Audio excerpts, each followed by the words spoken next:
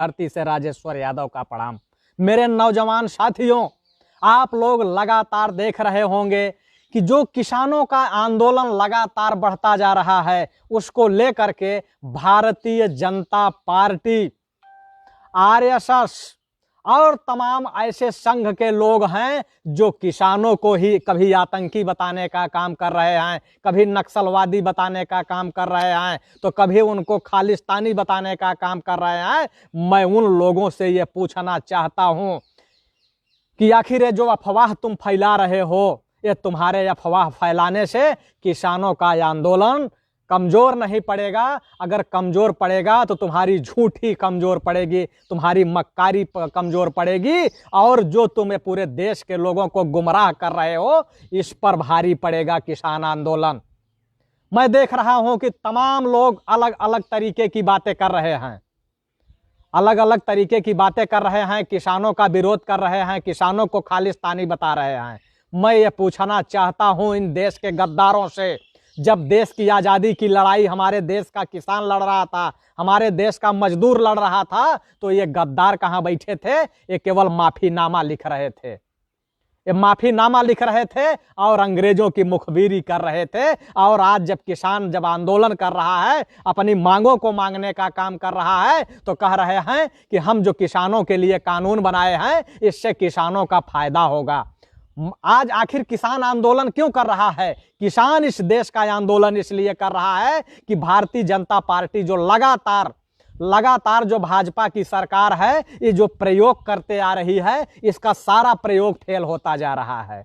और जब बार बार प्रयोग फेल हो रहा है, तो किसान ये नहीं चाहता है कि हमारे ऊपर कोई कानून बना के प्रयोग किया जाए।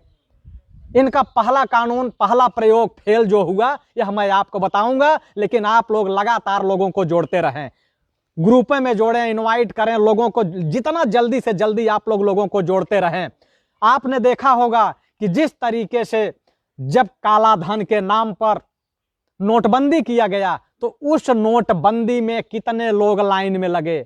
सारे लोग इंतजार कर रहे थे कि काला धन आएगा, काला धन आएगा, हमारे खाते में 15,000 आएगा। उसके बाद जैसे ही नोटबंदी होती है, लोग लाइन में लग जाते हैं, लाइनों में लोग लगे रहते हैं। किसी को हार्ट अटैक हो रहा है, कोई अस्पताल में मर रहा है, तो कोई फैक्ट्री बंद हो रही है, कोई कंपनी बंद हो रही है, लेकिन कोई काला धन आज तक दिखाई नहीं दिया, कोई काला धन नहीं आया। और भारतीय जनता पार्टी का कोई भी व्यक्ति या जितने भी जो तमाम संगठन हैं जो भाजपा को सपोर्ट करते हैं, आज तक मैं खुला चैलेंज देता हूं कि अगर कोई नोटबंदी पे बहस करना चाहे तो मुझसे नोटबंदी पे बहस कर सकता है, क्योंकि आज तक भाजपा जो है नोटबंदी का फायदा किसी को बता नहीं पाई। उसके बाद इन्होंने दूसरा प्रयोग किया। दूसरा प्रयोग जानते हैं? ये आर्थिक आजादी देना चाह रहे थे, कह रहे थे कि देश के अंदर अमीरी और गरीबी दोनों खत्म हो जाएगी। अमीरी और गरीबी को बराबर का दर्जा देने के लिए इन्होंने सबको बराबर करने के लिए क्या कहा कि जीएसटी लाएंगे, और जीएसटी से नई क्रांति आएगी। और जीएसटी इन्होंने लाया, देश की जीडीपी धाराशायी हो गई, देश का जो मजदूर था वो बेरोजगार हो गया। जितनी फैक्ट्रियां कारखाने चल रहे थे, और उसमें से 8 लाख कारखानों में ताला लग गया, 8 लाख कारखानों में ताला लग गया। जितने भी मीडियम क्लास के लोग थे, वह भी गरीबी की श्रेणी में आ गए। और सारा फायदा किसको हुआ? अडानी को, अंबानी को, डालमिया को। और ज्यादा फायदा किसको हुआ जानते हैं? जो भाजपाइयों की गोदी में खेलते थे, वो चाहे ललित मोदी हो, चाहे मेहुल चौकसी हो, चाहे विजय माल्या हो, चाहे विक्रम कोठारी हो। इन्होंने देश का धन जो काले धन के रूप में इकट्ठा हुआ, देश का धन, वह काला धन बैंकों द्वारा इन लोगों को दे दिया गया, भगोड़ों को। और ये भगोड़े लेके कहां चले गए? सब जाके विदेश में सेटल हो गए, देश का पैसा ले जाके सबको बर्बाद कर दिए। जितने क्रांतिकारी साथी हैं, सभी क्रांतिकारी साथियों से मैं ये कहना चाहता हूं कि आप लोग लगातार लोगों को जोड़ते रहें, लगातार लोगों को जोड़ते रहें, ग्रुपों में इनवाइट करते रहें, जोड़ते रहें। और जो अंधभगत हैं वो निकल लें यहां से बरनाल लेके, जो फर्जी आईडी बना के आए हैं। अरे अगर फर्जी आईडी हीरो के नाम से बनानी है, तो अपनी दीदी का जो विवाह है ना, वो हीरो के यहाँ कर दो। तुम्हारे जो भांजे पैदा होंगे वो अहिर पैदा होंगे और वो रियल आईडी चलाएंगे। इतना शौक अगर हीरो के नाम की अगर इतनी आईडी चलाने का शौक है, मुसलमानों के नाम से अगर आईडी चलाने का शौक है, तो भांजे पैदा करवा लो मुसलमानों के यहां भी। उसके बाद जानते हैं,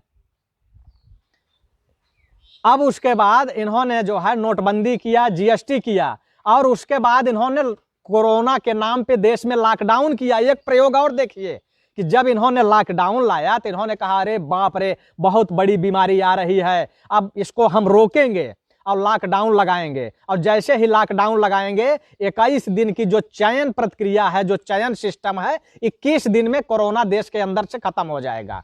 जब एक दूसरे से लोग मिलेंगे नहीं, उनको दरवाजों में बंद कर देंगे। और उसके बाद हमारे प्रधानमंत्री जी ने क्या कहा जानते हैं? अपने घर में रहें और लक्ष्मण रेखा को लांघिए मत। और लक्ष्मण रेखा को मत लांघना, ताली बजवाए, थाली बजवाए, सारा कुछ किए।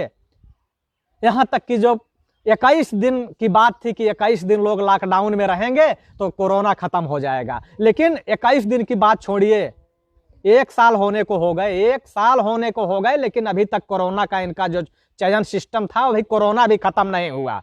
तो आखिर ये बताइए कि जब ये भाजपा के लोग, ये सत्ता में बैठे लोग, जब ये आज तक लगातार जहां भी प्रयोग करते रहे, इनका सारे का सारा प्रयोग असफल होता गया।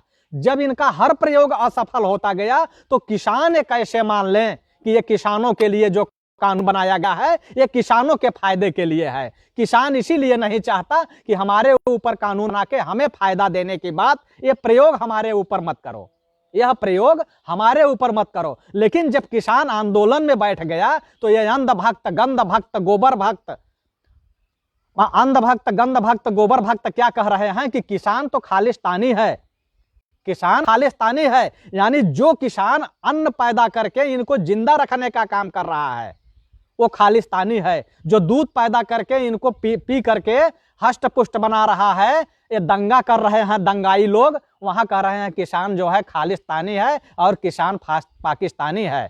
जो सब्जी पैदा करके इनको चूल्हों तक पहुंचा रहा है, वह किसान को क्या कह रहे हैं कि ये खालिस्तानी है और नक्सलवादी है और पाकिस्तानी है, इनको चुल्लू भर पानी में डूब के मर जाना चाहिए। ये किसान को खालिस्तानी और पाकिस्तानी बता रहे हैं।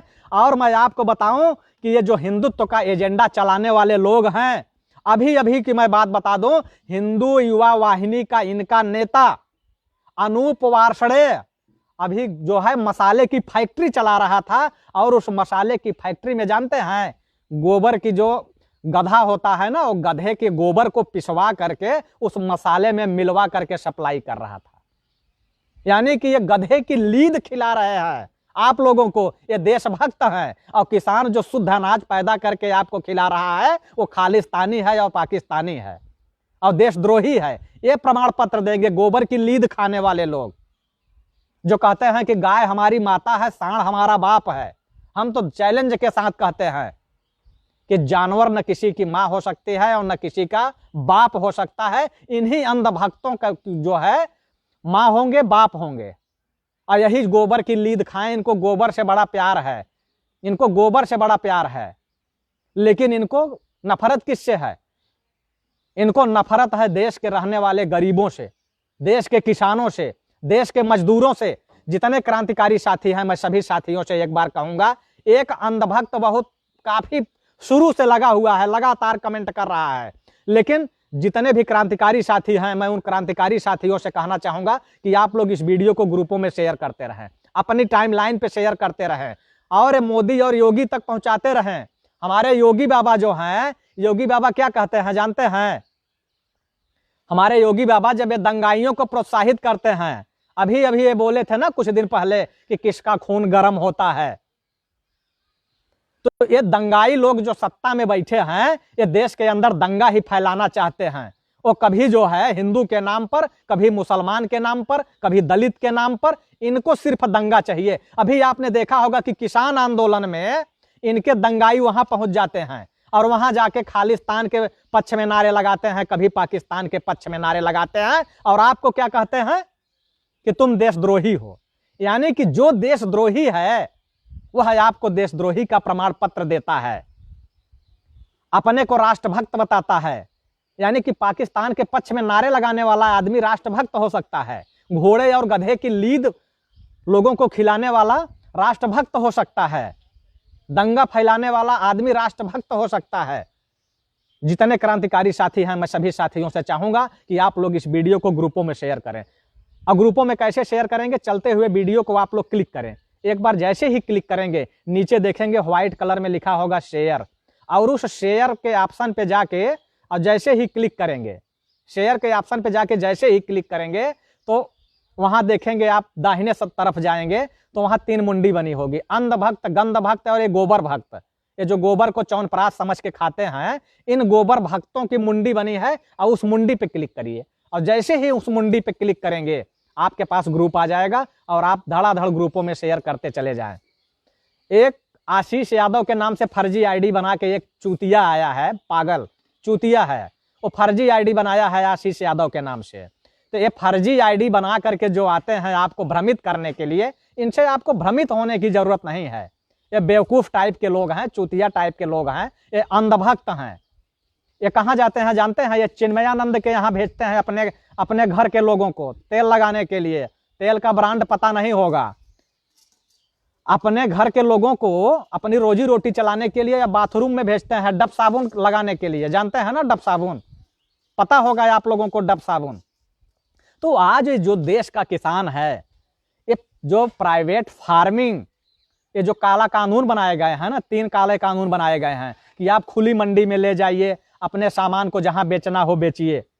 उसके बाद आप प्राइवेट फैक्ट्रियों से समझौता करिए, प्राइवेट फैक्ट्रियों से कारपोरेट घराने के लोगों से समझौता करिए। उसके बाद फिर जो है ये आपका अनाज खरीदेंगे। तो ये जो तरह तरह की बातें हैं, ये जो तरह तरह का भ्रम फैला रहे हैं, ये जो तरह तरह की बातें हैं, तरह तरह का भ्रम फैला रहे हैं, ये भ्रम आज से नहीं, ये तो हजारों साल पहले से भ्रम फैलाते आए हैं। याद है ना आप लोगों को?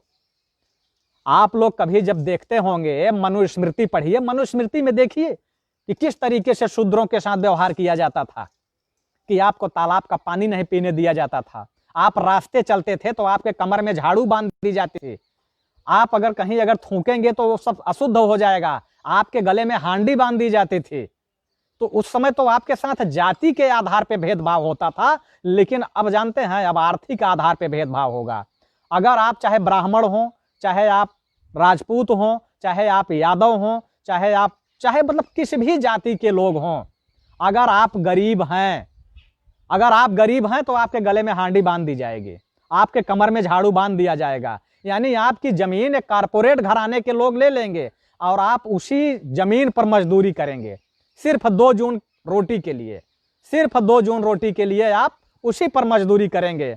और ये जो चूतिया आए हैं अंधभक्त, इन अंधभक्तों को बताना चाहता हूं कि जो कहते हैं कि मोदी हैं तो देश है, और नहीं तो देश नहीं रहेगा, और न देश तारे चूतिया मूर्ख। ताली बजाने वालों की आवाजें, जब मोदी नहीं थे तो यह देश नहीं था क्या?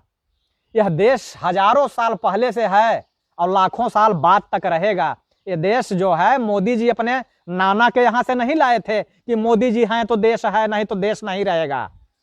ये तो तेल मालिश करने वालों के लिए है कि अगर मोदी हैं तो हमको तेल मालिश करने पर भी जो है हमारी रोजी रोटी चलती रहेगी। अगर मोदी नहीं रहेंगे तो ये हिजड़ों की जो औलादे हैं, ये ताली बजा के इनको खाने को नहीं मिलेगा। ये जो ताली बजा बजा के खा रहे हैं, इनको लग रहा है कि मोदी हैं तो देश है। मैं ये कह रहा हूं कि अगर मोदी 5 साल और रह गए तो अभी तो देश पूरा बिक चुका है।